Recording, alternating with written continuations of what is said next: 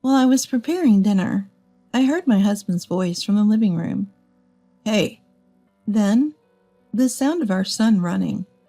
It seemed he was talking to our son, but it wasn't clear. What's up? I responded to the voice. Then my husband Evan replied, Polly, turn off the TV. You left the remote on the floor, didn't you? I said to Evan. What? So it's my fault now? That's how the argument between us started. Things escalated from there. My name is Emily. I'm 29, working part-time. My husband Evan works for a major company and is 5 years older than me. We met at a party organized by a friend. After dating for 2 years, we got married.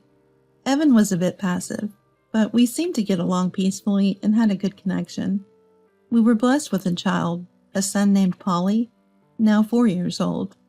I took maternity leave when Polly was born, but now I'm back to working full-time. Honestly, handling household chores after a full day of work is tough, but I persevered for Polly. His smile is what keeps me going. I pack up at work, say goodbye to my boss, and head home. Today, I got a bit late. I hurried to the car and drove to pick up Polly from daycare. After parking, I rushed to the daycare classroom and found Polly playing with his teacher. Seeing me, he came over with a smile.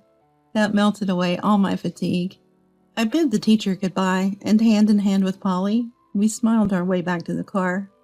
Once home, the real rush begins. I have to start making dinner. Home at last! I open the door with Polly and find shoes scattered all around. I tidy them up and walk with Polly into the living room, where Evan is lying on the floor under the table watching TV. You're home already? Yeah, just had meetings today. He replies without taking his eyes off the TV. I half sigh, half laugh at the sight of him. Hey, did you do any housework? No. He responds nonchalantly, prompting a sigh from me. But you said the one who gets home first would do it. There was nothing to do. I retort, a bit irritated. Of course there is. What about the laundry drying in the bathroom? Oh, right. His clueless tone exasperates me. It's not just that. He keeps laughing at the TV. Hopeless, he's not listening. I start preparing dinner. Then I hear Evan shout, Hey! Huh? After a moment of silence, Polly starts crying. What's wrong? Polly turned off the TV. He must have left the remote on the floor. If you left it on the floor, of course Polly would step on it. What, so it's my fault? Evan retorts, sounding annoyed. Well, it can't be helped, right? No need to yell. Whatever. Evan walks off to another room. Really? Who's the child here? I continue with dinner, unbothered. Finally, dinner's ready, and I go to call Evan. Dinner's ready. Hey. No response. Is he ignoring me? That's what it seemed like. Then the door opens, and Evan comes out expressionless. He doesn't say a word to me. He just sits at the table and starts eating. Here we go again, I mutter to myself. Evan has this habit. When he's upset, he ignores people. It's really tiresome. I've been turning a blind eye, but it's honestly draining. I know it won't end unless I make the first move. Evan's just like that. Unaware, our son Polly says, Let's eat. He starts eating the curry I made. Curry's yummy, he says with a smile. It is, isn't it? I can't help but smile back. Hey, Daddy. Polly tries to talk to Evan. Evan doesn't respond at all. Unbelievably, he's even ignoring our son Polly. I'm irritated, but don't want to fight in front of Polly, so I hold back. Daddy's just thinking about work right now. That's right. Polly starts eating again, seemingly unbothered. There's more if you want seconds. Okay. Watching Polly's carefree smile is reassuring. I wonder if Evan remembers our plan to go to the aquarium the day after tomorrow. I'm really worried about it, but since we can't talk, there's no way to confirm. Feeling anxious, I decided to go to bed, as I was tired today. But the next day, Evan continued to ignore me. In the morning, he got up and left the room without a word, passing by me with a blank face. The air was tense from the start. It was a terrible morning. The situation always drags on. I could apologize to make him feel better, but I don't think I did anything wrong this time. I can't bring myself to apologize for something like that. It's unreasonable to take it out on Polly, even if it's his own fault. If I apologize now, I'll just end up bottling up my stress until I explode. Then Polly ran up and hugged Evan. And Evan said, "You stink. Don't talk to me." Stink? Who does? It's Polly. He's had an accident again. I thought it couldn't be true since Polly sleeps with me, but there was a smell. Oh, when did this happen? I changed Polly's clothes. But Evan shouting at Polly showed he was still in a bad mood. Evan rarely shouts, so I knew this wasn't a good sign. Evan got dressed and left for work. Tomorrow is the day we promised to go to the aquarium as a family. I tried to forget about Evan's mood and prepared for the aquarium trip. I wondered when Evan would come home today. That's what I was thinking. I decided to use the shark backpack with a zipper we bought at the aquarium last time for Polly's bag. "This is your bag, Polly." "Yay, it's cool." Polly's smile with the backpack on his back made me smile too. We were happily preparing. Still, there was no word from Evan. As night fell, he neither called nor came home. "Let's eat dinner, Polly. Daddy won't be back for a while." "Okay." We ate dinner without Evan. "Tomorrow is aquarium day," Polly said with a smile. "Yes, it is," I smiled back. Honestly, I didn't know what to do anymore, so I decided we go out, just the two of us. "Polly, let's go to the aquarium, just us tomorrow." "What about Daddy?" Polly looked puzzled. "Daddy seems to be busy with work." "Oh, I see. Okay." With no contact from Evan, I couldn't wait any longer and decided it was best to just go the two of us. Besides, I didn't even know if he remembered our promise, so I made up my mind to go alone. I didn't want to go out with someone who ignored me. It would be fun with just the two of us, I thought. "Daddy's mad about something, huh?" Polly seemed to sense something. "Really, I don't understand. Maybe he's just tired. Let's just go by ourselves tomorrow." "Yeah, I'm excited." Polly seemed happy, and I felt a bit relieved. We finished dinner and we were getting ready for bed when a message came on my phone. 1 penny per character. I was taken aback. It was a message from Evan.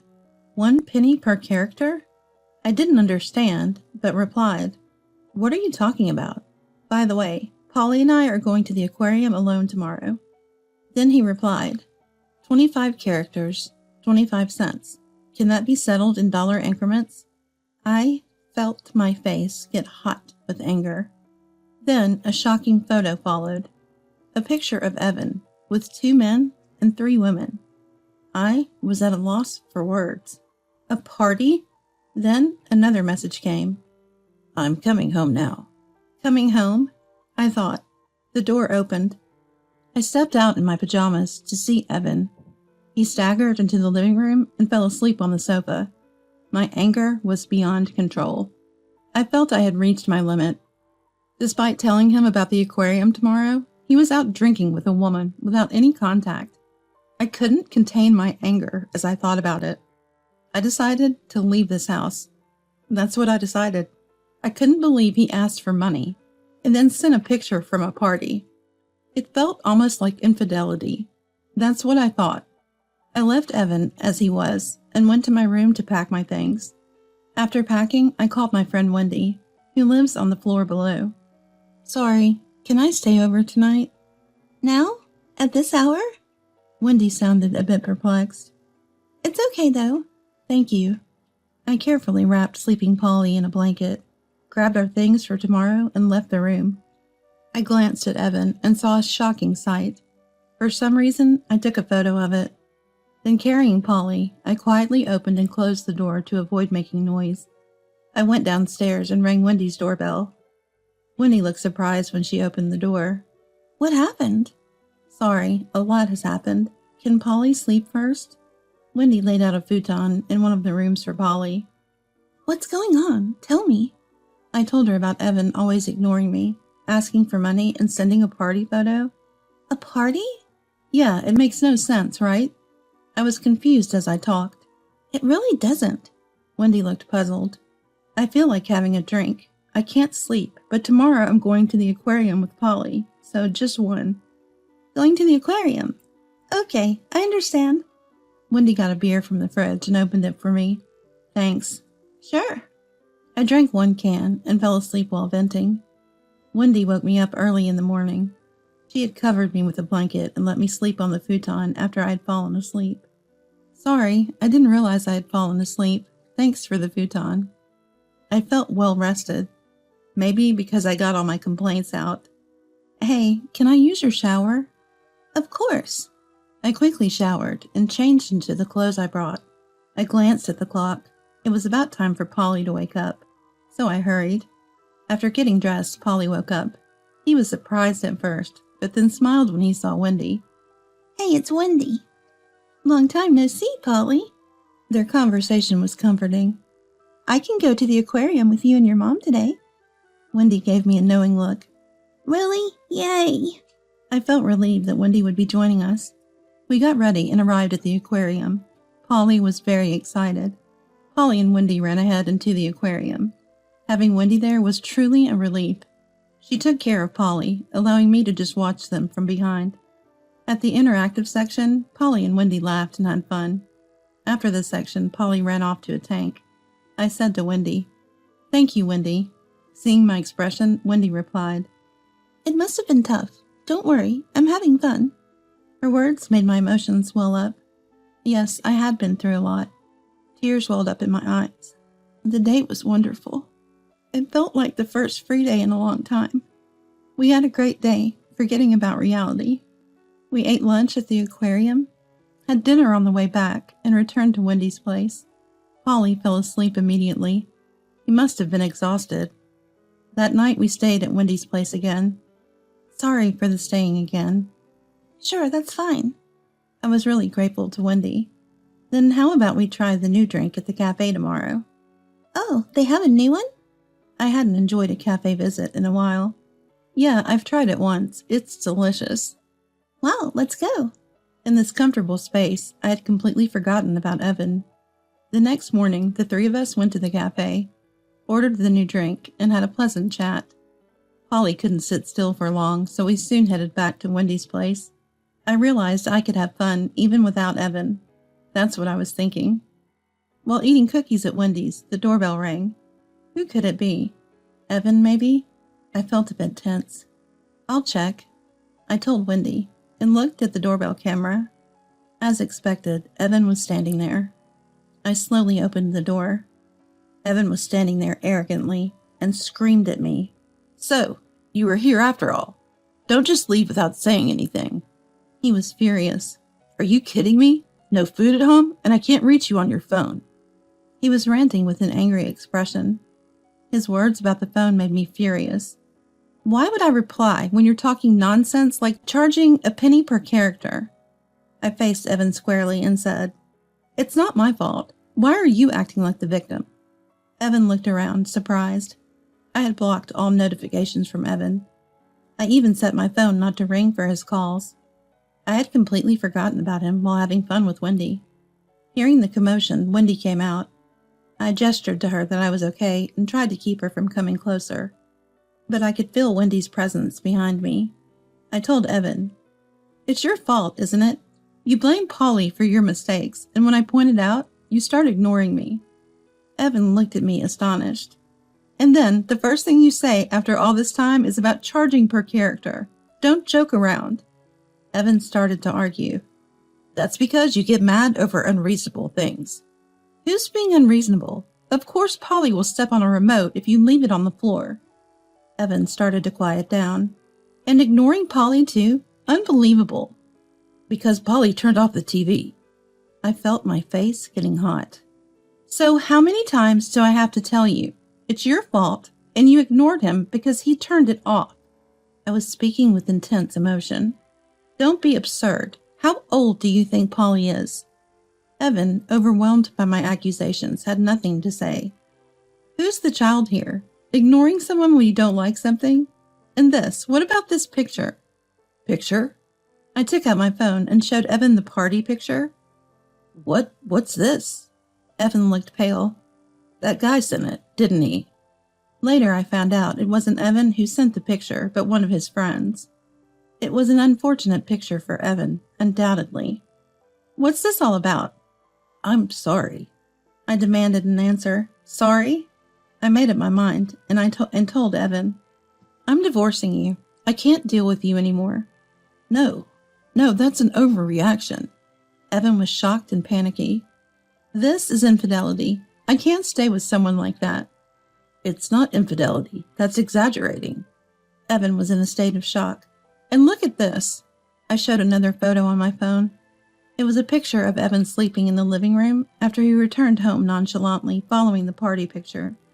Incredibly, Evan had wet himself. I had captured this shocking moment in the photo. I showed Wendy the photo. Oh, Wendy looked bewildered. Hey, stop it. Stop it. Evan was panicking. Also, maybe it's just me, but the other day when you yelled at Polly for smelling, that was you, wasn't it? Evan looked caught off guard. What? That day, Evan had woke up staggering. I found a lot of alcohol cans in the room and realized he'd been drinking heavily. And probably he was the one who had an accident, not Polly. Polly hadn't wet himself that day. I sighed when I told Wendy. I don't think I can be with him anymore, Wendy. Uh-oh? Evan was stuttering, unable to find words. Then Polly came over. Daddy?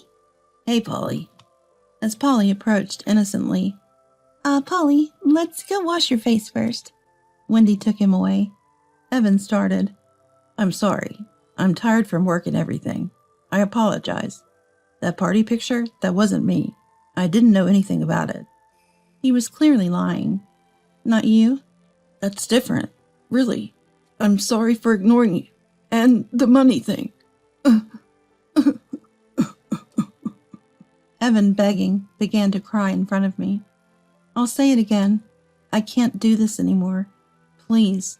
Let's divorce. Goodbye. I slammed the door. I ignored Evan shouting outside. It faded away, and everything was quiet. I felt so relieved after saying what I wanted. Back in the room. Are you okay with that? Wendy asked. Yes, I feel relieved. That's good then. Later, the divorce was finalized through a lawyer. I heard Evan had boasted. I have my wife under my thumb. She loves me so much, she won't mind this photo. At the party, his friends tried to stop him, but he was too drunk.